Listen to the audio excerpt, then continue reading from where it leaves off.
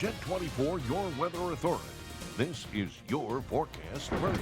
And back home in Erie, we've got a beautiful start to the weekend. Temperature 71 right now. Dew point still at 53, so very comfortable air. Light breezes and no precipitation on Jet Pinpoint Doppler Live. Again, sweeping clean throughout the area. For tonight, any precipitation is staying well to the south and will continue to do so tomorrow night and Sunday. But let's take the next 18 hours. As you can see, no precip, starlit skies, a dry and comfortable night. Then more and more sunshine and a little bit warmer tomorrow. That's your forecast first. Rest of the weather in 10 minutes. Jet 24 Action News starts now. From your news leader. A fire destroys a Union City family's home, leaving them to live in tents in their backyard. Now they're asking for your help. Our Erie LGBT community is taking a stand against an FDA policy that prevents them from donating blood. The EMTA unveils a new GPS system that aims to make taking public transit more convenient for riders in the city of Erie. Celebrating 50 years. Your news leader.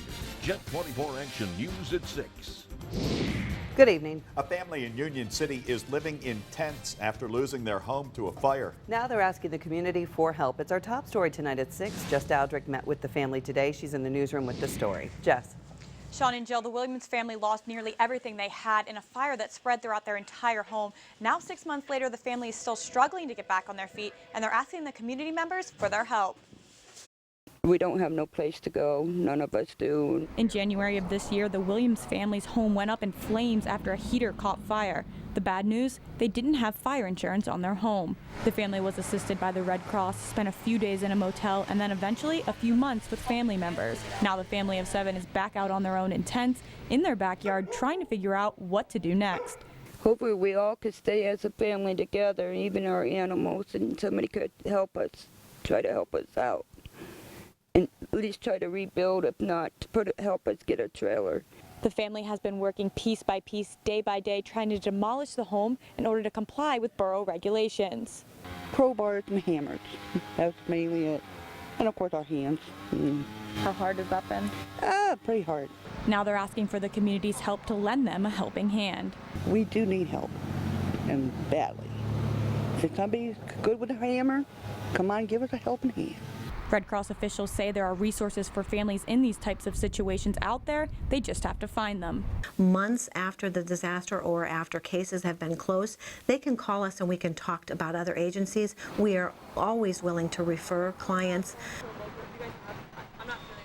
There's a social service equivalent to 911 coming to Northwest Pennsylvania. It's called 211 to help people out in situations like this. The service will connect community members to social services available to them. Jess Dowdrick, thank you for that report. For more information on how you can help this family in need, you can visit our website at yourerie.com. One man is in the Erie County Prison tonight, accused of attempted homicide and aggravated assault after a shooting. It's continuing coverage on Jet 24 Action News. 47-year-old James Troop has been arraigned after a shooting incident happened around 5 o'clock last night. Erie police responded to a call for a fight at East 24th and Perry Streets. Police say they heard gunshots and saw the suspect standing over the victim holding a gun. That victim, 23-year-old Damon Dorsey Jr., had gunshot wounds to his arm and hip. He was taken to UPMC Hammett, where he underwent surgery. Troop is being held in the Erie County Prison. Police are still dealing with an uncooperative victim after a shooting at East 12th and Ash Streets. Just after 7 last night, a 14-year-old boy was shot in the foot while riding his bike near the intersection of East 12th and Ash. Police say the boy has been released from the UPMC Hammett after suffering non-life-threatening injuries, but he's still being uncooperative with the investigation and not telling police his name or any details about the incident. Police, though, did say they covered a single shell casing at the scene. The Erie LGBT community is taking a stand against an FDA policy that prevents them from donating blood. Leanne Stuck joins us now in the studio with this story. Leanne. Well, thanks, Jill. Our local LGBT community brought the National Gay Blood Drive to Erie for the first time to petition for the right to donate blood. The U.S. Food and Drug Administration currently bans bisexual and gay men from donating blood. Each year, a national blood drive is held to bring attention to the ban and help save lives. For the first time ever, our local LGBT community brought the National Gay Blood Drive to Erie. Friends and family of the community were asked to come out and donate blood and sign a petition to give gay men the right to donate blood. The LGBT community cannot donate, but I'm asking our allies, because our allies are the most powerful voice we have. Not just our voice, but when we work together as a community, gay, straight, black, or white, we can accomplish things. The 30 petitions that were collected Friday will be sent to the FDA in an effort to uplift the ban. Now that gay marriage is legal throughout the entire nation, the LGBT community in Erie is hoping for equality and the ability to save a life. On June 26, 2015, with that historical milestone of marriage equality happening across the nation, this is one more fight that we have to endure. Allowing the LGBT community to donate blood could help our local blood banks during a blood shortage. It would be new donors, and new donors are always a great thing. We always are in need of new donors and different blood types, so be able to increase our donor base would be great. The LGBT community is hoping to have this FDA ban uplifted within the next year. Sean? Thank you, Leanne. A Canadian businessman now has the green light to proceed with his plan to buy the Erie Otters. Today, federal bankruptcy judge Tom Agresti approved the sale of the Otters to JAW Hockey Enterprises, owned by Jim Waters from Toronto. He was the sole bidder for the OHL hockey team in Erie, a team he has once again today pledged to keep in Erie. That's clear. What cleared the way for today's court approval was a settlement over legal fee disputes between the buyer and the league. Now, we spoke with an excited and relieved Jim Waters this afternoon.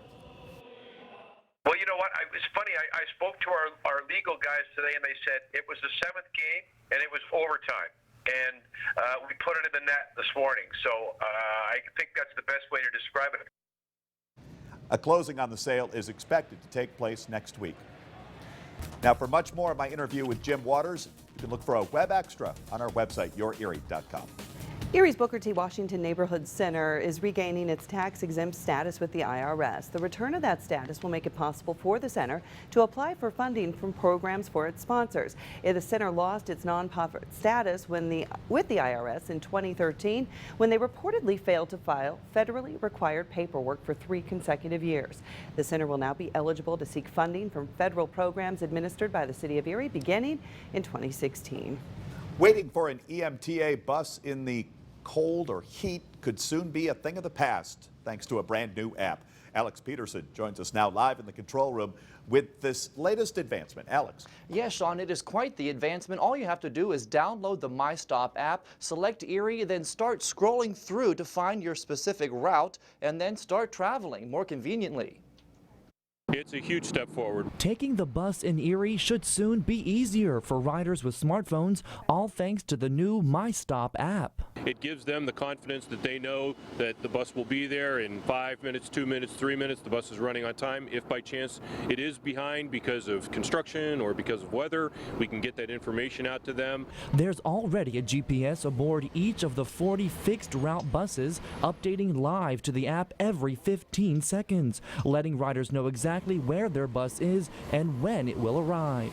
Now their transit needs are in their palm of their hand. All they have to do is click the app and they get their answers. They don't have to rely on a piece of paper or by calling our ride line. All they have to do is look at their app. Tan says this new MyStop system will help alleviate the nearly 800 calls they receive daily from riders and help put real-time information into their hands. It just gives them the confidence, instead of looking at a piece of paper that was printed 2 months prior, that it's what is really happening out on the street. Coming this fall, there'll be a trip planner, so you can plug in your to information and your from information, and it will generate a step-by-step travel plan for you.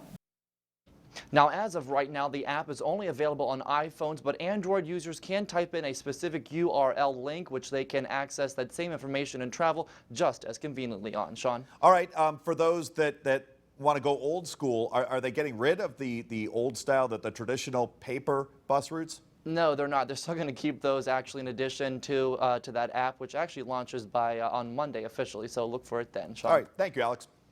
Get a taste of the Mediterranean and experience Greece right here in Erie. Every July, the Greek Festival brings the Mediterranean to you.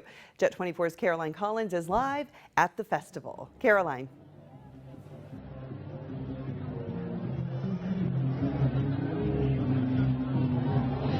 Good evening, Jill. Earlier, we tried all of the Greek cuisine. Now we're trying the Greek pastries, and boy, are they delicious. I'm here with Lauren Natali for what we're about to sample. All right, this first one here is baklava. It's the traditional Greek dessert. It's layers of phyllo and a nut mixture. It's very nutty, very sweet. It's the absolute favorite here. It'll sell out fast. It does have that sweet taste that you're looking for in baklava. Moving on to this one. All right, this is the florieres baklava. It's almost the same, except it's rolled instead of in layers, and it has chocolate drizzled on top. I like that little taste of chocolate. That's just enough. Now, this one is your personal favorite and a crowd favorite. All right, this is my absolute favorite. It is the baklava cheesecake. We just started selling it last year. It's those same favorite elements, but in a cheesecake form. I've never tried anything so creamy, so delicious. This is authentic Greek pastries that you can only get at the Assumption Greek Orthodox Church Festival. Come on down to Westlake Road. Bring your friends, bring your family. Entertainment all night long. Food and pastries all night long. Jill, you need to get down here. Back to you. You know, you had us all at baklava cheesecake. Our mouths are watering. Caroline Collins, thank you for that live report. Oh my, I want some of that baklava cheesecake. Coming up on Jet 24 Action News, the newest addition to Erie's East Bayfront is unveiled with a nod to days gone by. That's after Tom's forecast. Tom? And we got perhaps the second dry weekend in a row here in Erie on tap. We'll talk all about that and more next. You're watching Sean Lafferty, Jill McCormick, meteorologist Tom Atkins, and Craig Smiley with sports. This is Jet 24 Action News, your news leader.